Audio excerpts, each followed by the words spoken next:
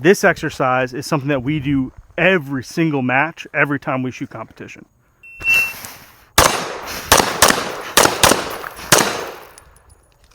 All right, and it's going to be some degree of shooting something static. We're going to take a couple pieces of paper on the move, and then we're going to re-engage the steel.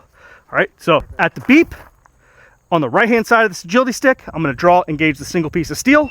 I am then going to work on the inside of these agility sticks, moving to the left, open piece of paper, and then on the left-hand side of this agility stick, I'm going to re-engage the steel. I'm going to stop and plant at the last piece, for the last piece of steel. The stipulation is I want both of these open pieces of paper taken on the move. So we're working on the traversal and moving and shooting at the same time. Now, that piece of paper isn't terribly hard to shoot on the move. It's pretty close, like we're talking 6 yards. This piece of paper is about 12 yards. So that's going to take a little bit more finesse, okay?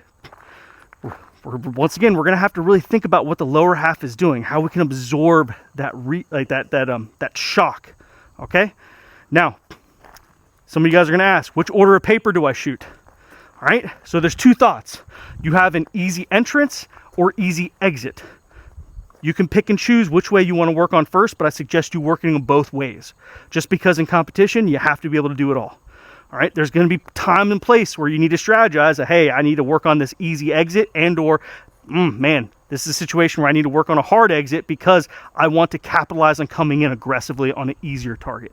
So in this situation, for me, personally, what I like to do is I like to usually tend to start on the hard entrances, okay?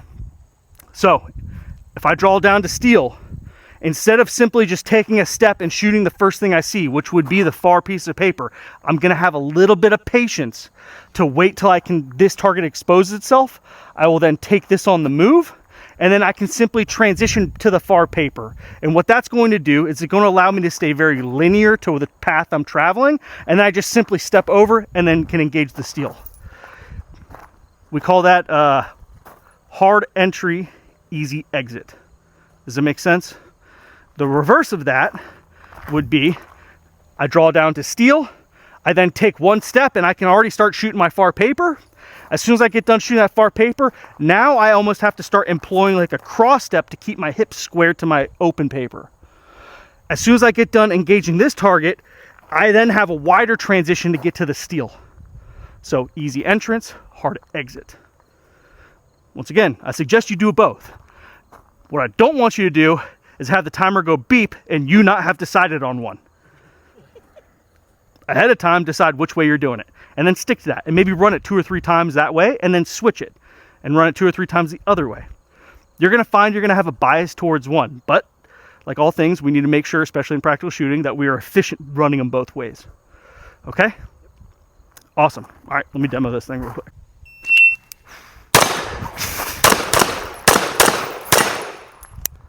Okay. One more time. Actually, I'm gonna do it one more time, but I'm gonna go reverse. Okay? Didn't see anything miraculous, just smooth, methodical. One thing you can also watch as a couple breakdowns, maybe this rep you'll pay attention to this, my shoulder levels. You don't see me bouncing around a whole bunch. You don't see my shoulder levels doing this. If I stay on an even plane, it's going to show you that you're not doing adding all this extra turbulence to the equation, and that you're smoothly traversing across. If for some reason you like come into this position here, you're perfectly standing still, then you're low into this position, and then you stand up and transition to the last position, super inefficient, costing you extra time. All right? What we're gonna try to do is maintain the same levels, because also what that's gonna allow us to do is maintain a consistency across the board. All right? Now let me do easy entry, hard exit.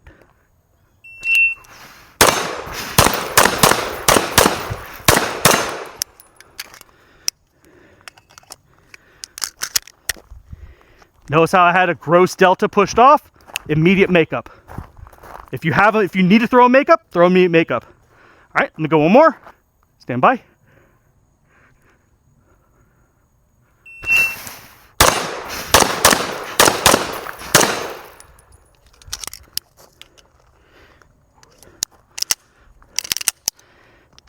All right.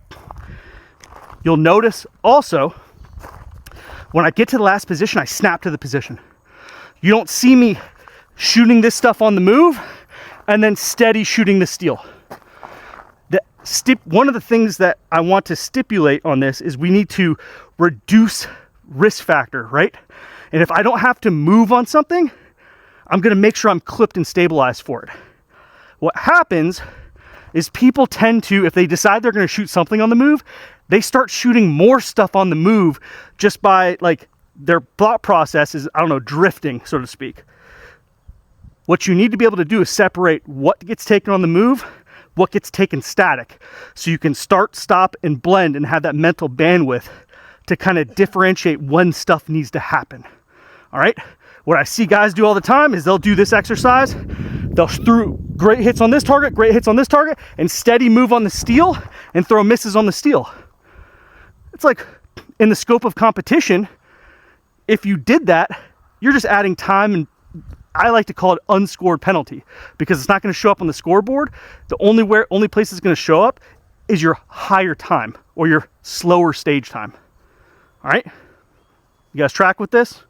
You driving? You kind of understand the scope and what we're looking for here? Cool, awesome. This is one of those exercises that kind of encompass it all.